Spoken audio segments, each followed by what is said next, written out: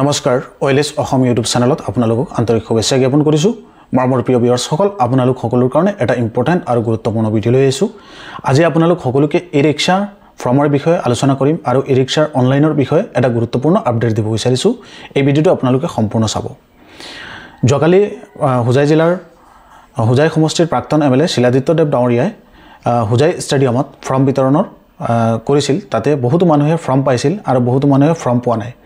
তাৰ পিছত তেওঁ এখন প্ৰেছ মিট কৰিছিল আৰু প্ৰেছ মিটত জনাইছিল যিবিলাক লেংগুৱেষ্টিক মাইনৰিটিৰ মানুহ আছে তেওঁলোকে যদি ফৰ্ম পোৱাও নাই তাৰ পিছতো তেওঁলোকে অনলাইন কৰিব পাৰিব ফৰ্মখন জাস্ট আপোনালোকক গাইডলাইনছখিনিৰ কাৰণে দিয়া হৈছে হয়তো কিবা অলপ নিয়ম চেঞ্জ হ'ব পাৰে কাৰণ পূৰ্বতে তেওঁ কৈছিল যে ফৰ্মৰ নম্বৰ ওয়াইজ সিলেকশন হ'ব তাৰ পিছত এতিয়া বহুতো মানুহে ফৰ্মৰ কাৰণে বিচাৰি আছে সেই সংক্ৰান্তত তেওঁ এটা প্ৰেছ মিট কৰিছিল আৰু তাৰ পিছত কৈছে যে তেওঁলোকে এটা সিদ্ধান্ত গ্ৰহণ কৰিছে যে আপোনালোকে যদি কোনোবাই ফৰ্ম নাপায় তাৰ পিছতো আপোনালোকে অনলাইন কৰিব পাৰিব আৰু অনলাইনটো মুকলি হ'ব 1 ডিসেম্বৰৰ পৰা 31 ডিসেম্বৰলৈকে গতিকে সেইখিনি এতিয়াও সময় বহুতো বাকি আছে আপোনালোকে অনলাইন কৰিব পাৰিব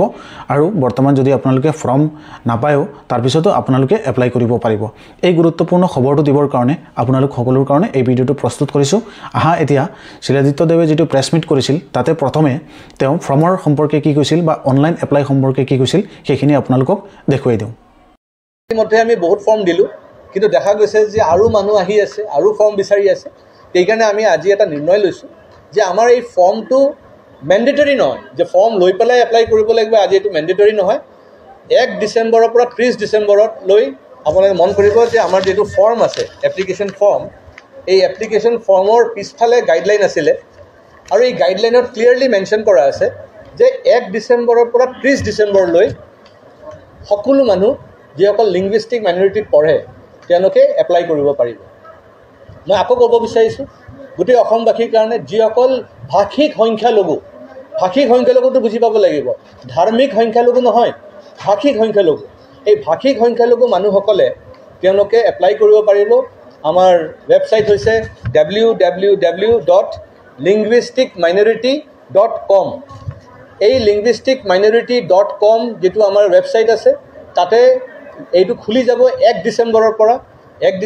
যেতিয়া খুলি যাব তেতিয়া তেওঁলোকে তাতে এপ্লাই কৰিব লাগিব আৰু 30 ডিসেম্বৰলৈ খোলা থাকিব আৰু যেতিয়া তেওঁলোকে এপ্লাই কৰিব অনলাইন তেতিয়া আপোনাৰ কোনো ধৰণৰ ফিজ দিব নালাগে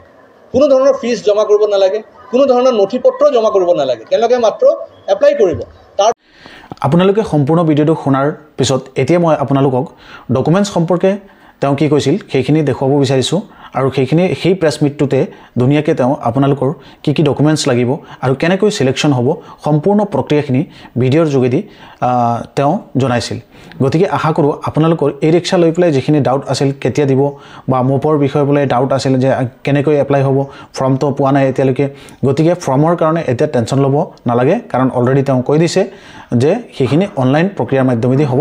গতিকে আপোনালোকে 1 ডিসেম্বৰত যেতিয়া আৰম্ভ হ'ব তেতিয়াৰ পৰা আপোনালোকে অনলাইন কৰি ল'ব এই গুৰুত্বপূৰ্ণ আপডেটটো দিবৰ কাৰণে আপোনালোক সকলোকে এই ভিডিঅ'টো প্ৰস্তুত কৰিছো আৰু হ'ব যিখিনি মানুহ সিলেক্টেড হ'ব সেই বেনিফিচিয়াৰী সকলে তেতিয়া নথিপত্ৰ জমা কৰিব লাগিব তেওঁলোকৰ ড্ৰাইভিং লাইসেন্স দেখাব লাগিব তেওঁলোকৰ এজ প্ৰুফ দেখাব লাগিব তেওঁলোকৰ বিপিএল মানে প্ৰুফ দিব লাগিব তেওঁলোকে যে বিপিএল হেতু প্ৰমাণ দিব লাগিব আৰু এটা কথা মনত ৰাখিব লাগিব বাৰে যেটো আমি কৈ আহিছো যে লিংগুইষ্টিক মাইনৰিটি মানে ধাৰ্মিক সংখ্যালঘু নহয় ভাষিক সংখ্যালঘু সকলে এপ্লাই কৰিব পাৰিব আৰু বয়স হ'ব লাগিব 25 বছৰৰ পৰা 50 বছৰলৈ আৰু যি সকলে ই-ৰিক্সা নিজে চলাব তেওঁলোকে পাব এটো কিন্তু আমি এটা গ্যাৰান্টি দিব পাৰো যে যি সকলে ই-ৰিক্সা চলাব তেওঁলোকে এপ্লাই কৰিব লাগে তেওঁলোকে মাজতে পাব আৰু যি সকলে ভাড়া দিব বা যি সকলে বিক্ৰী কৰি দিব তেওঁলোকৰ এগেইনষ্টত কিন্তু কেছও হ'ব একদম আমাৰ বোৰ্ডৰ পৰা আমি কেছ ৰুজু কৰিম এইবিলাক নহব এটা নো কৰাপশন আৰু এটা কথা গম পাইছো যে কিছুমান মানুহ বলে ফৰ্ম বিক্ৰী কৰি আছে তেওঁলোকে নিজে আনি দিব বুলি কৈ আছে 5000 টকা 10000 টকা এইবিলাক কোনো ধৰণৰ এনেকা কথা নাই ইভেন কি মই নিজে দিব নোৱাৰি ইয়াতে ড্ৰ বেচিছত হ'ব যাৰ ভাগ্যত লিখা আছে তেওঁলোকে পাব এইকাৰণে এটো ভাবিব নালাগে যে কাৰোবাক ধৰিলে কাৰোবাক মানে ৰিকুৱেষ্ট কৰিলে তেওঁলোকে পাই যাব এনেকা ধৰণৰ কোনো কথা নহয় কিন্তু আমি আমাৰ আসাম লিংগুইষ্টিক মাইনৰিটি ডেভেলপমেন্ট বোৰ্ডৰ পৰা এইখিনি আমি কৰিব বিচাৰিছো আমাৰ ভাষিক সংখ্যালঘু মানুহসকলৰ কাৰণে হেতু যেন মানুহে পজিটিভলি লয় প্ৰিয় ভিউয়াৰ্স সকল আপোনালোকে সম্পূৰ্ণ এই ভিডিঅ'টো শুনিলে শিলাদিত্য দেৱ ডাঙৰীয়ে আপোনালোক সকলোকে ধুনীয়াকৈ প্ৰেছ মিটত জনাই দিছে যে আপোনালোকে এতিয়া অনলাইন কৰিলেও হ'ব, ফৰ্ম নাপালেও হ'ব। সেই বিষয়ে আপোনালোকক সবিশেষ জনালোঁ ভিডিঅ'ৰ যোগেদি। আৰু এই ভিডিঅ'টো যদি ভাল লাগিছে সকলোকে শ্বেয়াৰ কৰি দিবা, যোনে যোনে লেংগুৱেষ্টিক মাইনৰিটিৰ ভিতৰত পৰে আৰু তেওঁলোকে অনলাইন যেতিয়া ৱেবছাইটটো খুলিব আপোনালোকক সম্পূৰ্ণ এপ্লাইৰ প্ৰচেছখিনি জনাম। সবিশেষ আৰু সঠিক ইনফৰমেশ্যন জানিবৰ কাৰণে OLS অসম ইউটিউব চেনেলটো ছাবস্ক্ৰাইব কৰি ৰাখিবা। আমি আপোনালোক সকলোৰ কাৰণে এনেধৰণৰ ভিডিঅ'বিলাক লৈ আহোঁ যাতে আপোনালোক সকলোৰ কাৰণে সুবিধা হয়।